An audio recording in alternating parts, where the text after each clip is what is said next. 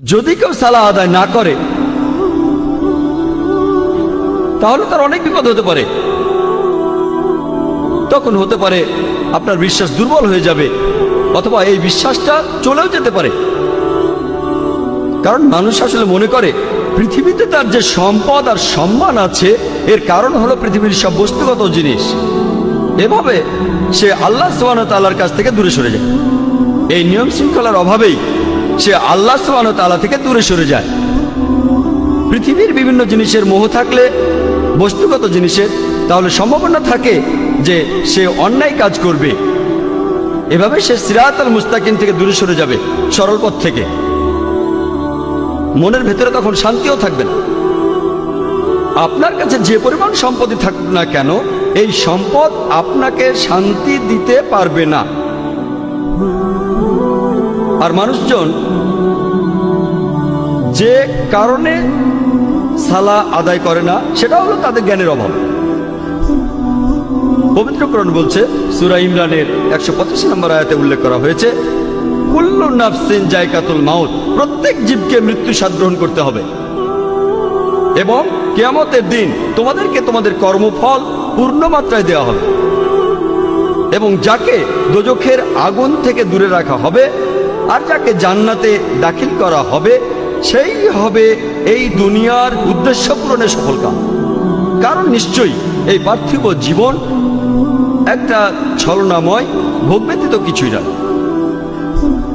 সালাহ আদায় করলে অনেক উপকৃত হবেন। সালাহ একটা জীবন দর্শন। সালাহ আপনার আত্মিক অবস্থানকে উন্নত করবে, পাশাপাশি শারীরিকভাবে উপকৃত হবেন।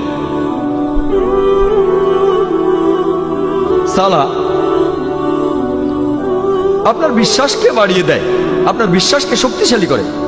পবিত্র কোরআনে সূরা আনফালের 2 নম্বর আয়াতে উল্লেখ করা হয়েছে যে সত্যিকারের বিশ্বাসী তারাই যাদের হৃদয় কম্পিত হয় যখন আল্লাহকে স্মরণ করা হয় আর যখন আল্লাহর আয়াত পাঠ করা হয়। এটা তাদের ঈমান বৃদ্ধি করে এবং তারা তাদের প্রতিপালকের উপরে নির্ভর করে। পবিত্র কোরআন বলছে, সূরা ফাতিহার 5 থেকে 7 নম্বর আয়াতে উল্লেখ করা হয়েছে, ইয়াকা না'বুদু ওয়া ইয়াকা নাস্তাঈন, আমরা তোমারই ইবাদত করি, তোমারই সাহায্য প্রার্থনা করি।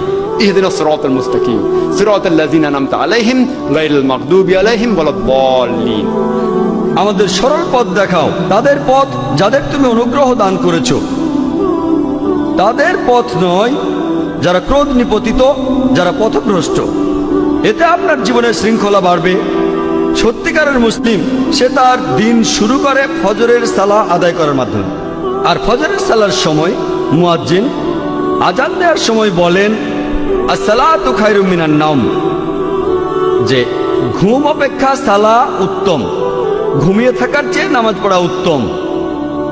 একজন সত্যিকারের মুসলিম দিনের মাঝখানে সালাহ আদায় করে আর সে তার দিন শেষ করে এশার সালাহ দিয়ে ঘুমাতে যাওয়ার আগে। সালাহ এছাড়াও সামাজিক অবস্থান উন্নত করে। সালাহ আদায়ের সময় যে সমাবেশ, সেটা আমাদের ভ্রাতৃত্ববোধ বাড়ায়, মমত্ববোধ বাড়ায়, একতা বাড়ায়, আর এটা সাম্যবাদের এক অনন্য দৃষ্টান্ত। সংহতি বৃদ্ধি পায়। সালাহ আদায় করতে গিয়ে সবাই একত্রিত হয় আর তাদের মধ্যে ভালোবাসার বন্ধন জোরদার হয়।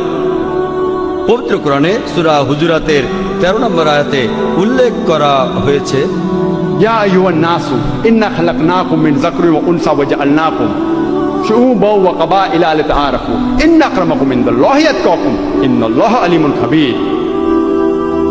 হে মানুষ জাতি, আমি তোমাদের সৃষ্টি করেছি একজন পুরুষ ও একজন নারী হইতে, পরে তোমাদের বিভক্ত করেছে বিভিন্ন জাতি ও গোত্রে, যাতে তোমরা অপরের সাথে পরিচিত হতে পারো। এজন্য নয় যে তোমরা পরস্পরকে ঘৃণা করবে। আর তোমাদের মধ্যে আল্লাহর কাছে সেই ব্যক্তি অধিক মর্যাদা সম্পন্ন যে তোমাদের মধ্যে অধিক মুত্তাকি, অধিক ন্যায়পরায়ণ।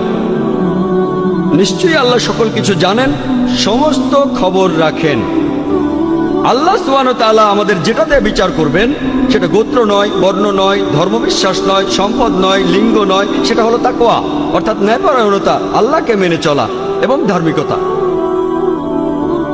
পবিত্র কোরআনে সূরা হুমাজার 1 নম্বর আয়াতে উল্লেখ করা হয়েছে, ওয়াইলুল লিকুল্লি হুমাজাতিল লুমাজা, দুর্ভোগ তাদের যারা সামনে ও পেছনে মানুষের নিন্দা করে থাকে। সালাহ আমাদেরকে বিরত রাখে মানুষের নিন্দা করা থেকে। পবিত্র কোরআনে সূরা হুজুরাতের 11 নম্বর ও 12 নম্বর আয়াতে উল্লেখ করা আছে, ইয়া আইয়ুহাল্লাযিনা আমানু, হে মুমিনগণ, তোমাদের মধ্যে কোনো পুরুষ যেন অপর কোনো পুরুষকে উপহাস না করে, কেননা যাকে উপহাস করা হয় সে উপহাসকারী অপেক্ষা উত্তম হতে পারে। কোন নারী অপর নারীকে যেন উপহাস না করে, কেননা যাকে উপহাস করা হয় সে উপহাসকারী অপেক্ষা উত্তম হতে পারে। একে অপরের প্রতি তোমরা দোষারোপ করো না এবং তোমরা একে অপরকে মন্দ নামে ডেকো না। ইয়া আইয়ুহাল্লাযিনা আমানু, হে মুমিনগণ, তোমরা অনুমান হতে দূরে থাকো, কারণ অনুমান কোনো কোনো ক্ষেত্রে পাপ। একে অপরের গোপনীয় বিষয় সন্ধান করো না এবং একে অপরের পশ্চাতে নিন্দা করো না, পেছন থেকে নিন্দা করো না। তোমাদের মধ্যে কি কেউ তার মৃত ভাইয়ের গোশত খেতে চাইবে? পবিত্র কোরআন বলছে, যদি পেছন থেকে নিন্দা করেন তাহলে আপনি যেন আপনার মৃত ভাইয়ের গোশত খাচ্ছেন, কারণ মৃত ভাইয়ের গোশত খাওয়া হলো দ্বিগুণ অপরাধ। খাদ্য হিসেবে মানুষের গোশত খাওয়া একটা অপরাধ। এমনকি ক্যানিবালরা যারা মানুষের গোশত খায় তারাও কখনো তাদের মৃত ভাইয়ের গোশত খায় না। কোরআন বলছে যদি পেছন থেকে নিন্দা করেন তাহলে দ্বিগুণ অপরাধ করছেন। অপরাধটা এমন যেন আপনি মৃত ভাইয়ের গোশত খাচ্ছেন। কোনো প্রমাণ ছাড়াই কারো ব্যাপারে নিন্দা করো না, এটা পাপ। আর কারো পেছন থেকে নিন্দা করা হলো দ্বিগুণ পাপ, দ্বিগুণ পাপ। আর আল্লাহ সুবহানাহু ওয়া তাআলা এখানে তিনি নিজেই উত্তর দিয়েছেন, তোমরা তাকে ঘৃণ্যই মনে করো। সালাহ এটা আমাদের ব্যবসা ক্ষেত্র এবং দৈনন্দিন কাজের মধ্যে সত্যবাদিতা এবং সততাকে বাড়ায়। আমি আগে বলেছিলাম পবিত্র কোরআনে সূরা আনকাবুতের 45 নম্বর আয়াতে উল্লেখ করা হয়েছে, উতলু মা উহিয়া ইলাইকা মিনাল কিতাবি ওয়া আকিমিস সালাতা ইন্নাস সালাতা তানহা আনিল ফাহশাই ওয়াল মুনকার, যে তুমি আবৃত্তি করো সেই কিতাব হতে যা তোমার প্রতি প্রত্যাদেশ করা হয় এবং সালাত কায়েম করো, কারণ নিশ্চয়ই সালাত তোমাকে অশ্লীল ও মন্দ কাজ হতে বিরত রাখে। পবিত্র কোরআন বলছে সূরা ইসরার 81 নম্বর আয়াতে উল্লেখ করা হয়েছে, ওয়াকুল জাল হক ওয়া যাকাল বাতিল ইন্নাল বাতিলা কানা যাহুকা, বলো সত্য এবার উপস্থিত হয়েছে এবং মিথ্যা বিলুপ্ত হয়েছে, কারণ নিশ্চয়ই মিথ্যা তার প্রকৃতিগত কারণেই ধ্বংস হয়ে যাবে। সালাহ আমাদের সত্যবাদী হতে শেখায়। একই ধরনের কথা বলা হয়েছে সূরা বাকারায় 42 ও 43 নম্বর আয়াতে উল্লেখ করা হয়েছে যে তোমরা সত্যকে মিথ্যার সাথে মিশ্রিত করো না এবং জেনে শুনে সত্য গোপন করো না। কোরআন আমাদের সত্যবাদী হতে শেখায় যে সব সময় আমরা সত্যি বলবো।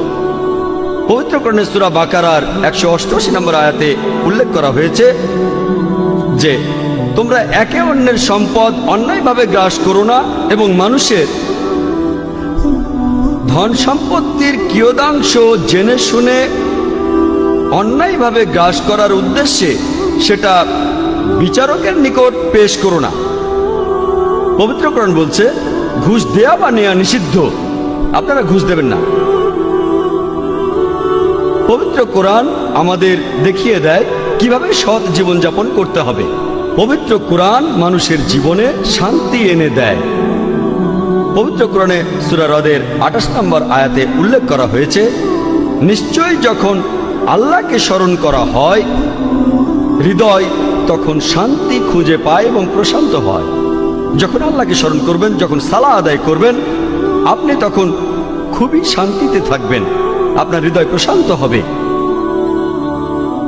সালাহ হলো আল্লাহ তাআলার সাথে যোগাযোগের সবচেয়ে শ্রেষ্ঠ উপায়। পবিত্র কোরআনে সূরা বাকারার 153 নম্বর আয়াতে উল্লেখ করা হয়েছে,